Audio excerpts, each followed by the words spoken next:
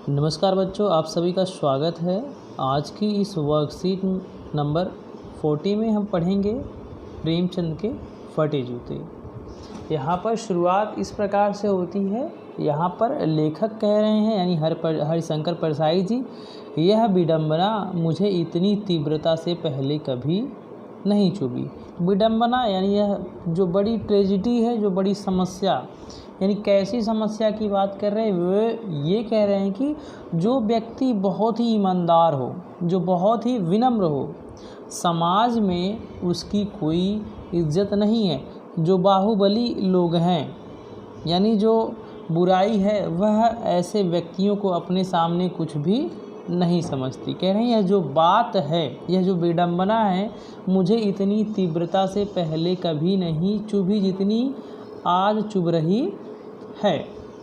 जब मैं तुम्हारा फटा जूता देख रहा हूँ, तुम महान कथाकार, ये प्रेमचंद के लिए आ रहा है ये सर्वविशेषण, तुम महान कथाकार, उपन्यास सम्राट, युग प्रवर्तक, न जाने क्या क्या कहलाते थे।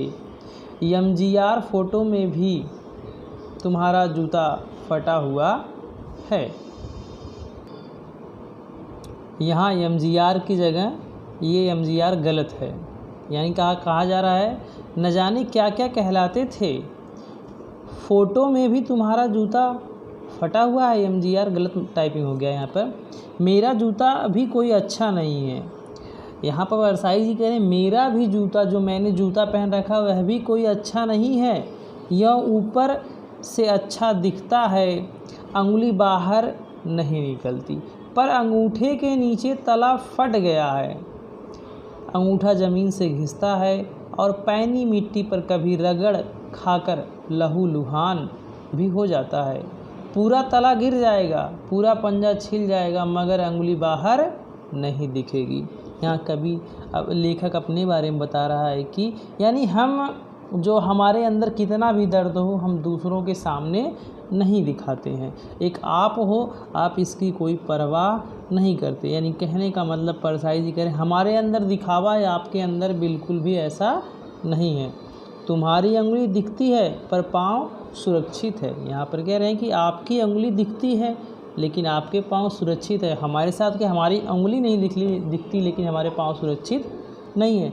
मेरी अंगुली ढकी है पर पंजा नीचे घिस रहा है। तुम पर्दे के महत्व नहीं जानते, हम पर्दे पर कुर्बान हो रहे हैं। यानी आज की जो समाज है, आज के जो लोग हैं, तुम फटा जूता बड़े ठाठ से पहने हो, मैं ऐसे नहीं पहन सकता। फ़ोटो तो ज़िंदगी भर इस तरह नहीं खिंचाऊं, चाहे कोई जीवनी बिना फ़ोटो के ही छाप दे। फिर ये कहते हैं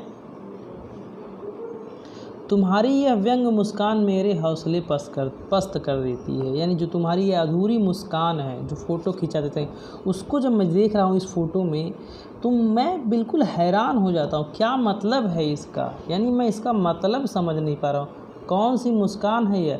क्या होरी का गोदान हो गया है? यहाँ गोदान उपन्यास का एक पात्र होरी है जो बहुत ही गरीब है और अंततः वह इसी गरीबी में मर जाता है।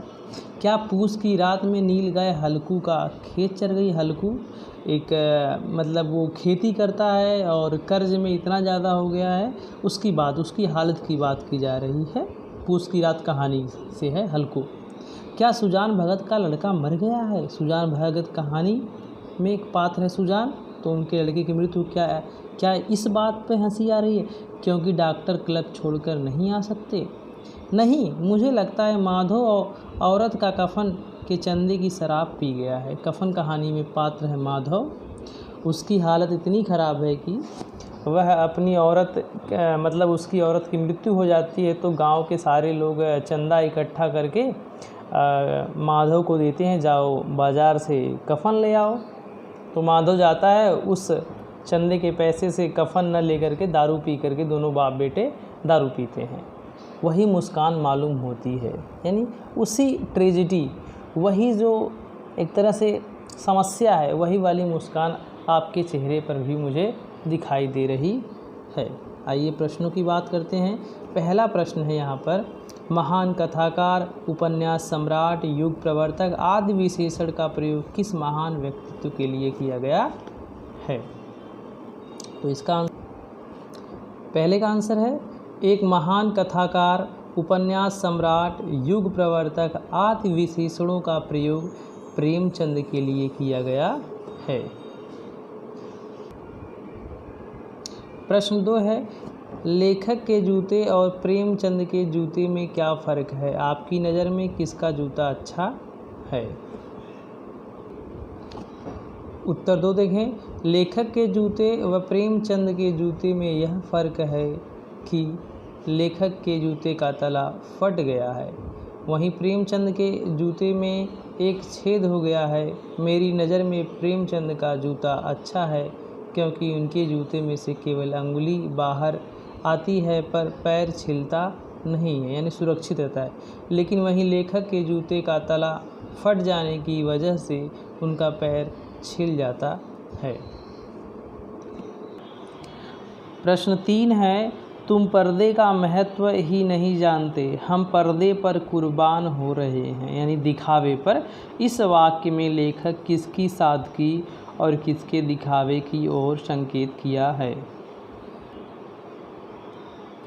यहाँ लेखक प्रेमचंद की सादगी और समाज में अन्य लोगों के दिखावेपन की प्रवृत्ति की ओर संकेत कर रहे हैं। प्रश्न 4 है लेखक के हौसले कौन पस्त कर देता है? 4 का आंसर है लोगों के दिखावेपन की प्रवृत्ति पर प्रेमचंद की व्यंग भरी अधूरी मुस्कान लेखक के हौसले पस्त कर देती है। प्रश्न 5 प्रेमचंद की मुस्कान के कौन कौन से संभावित कारण लेखक ने बताया है?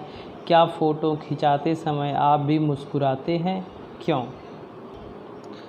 अंतिम प्रश्न का आंसर है लेखक ने प्रेमचंद की मुस्कान के अनेक संभावित कारण बताए हैं, जैसे होरी का गोदान, पूस की रात में नील गाय हलकुआ खेत चर गई, माधव औरत के कफन के चंदे की शराब पी गया, या सुजान भगत का लड़का मर गया। अगला जो पूछा था उसी में हाँ हम भी फ़ोटो के समय मुस्कुराते हैं ताकि फ़ोटो में सुंदर दिखाई दे।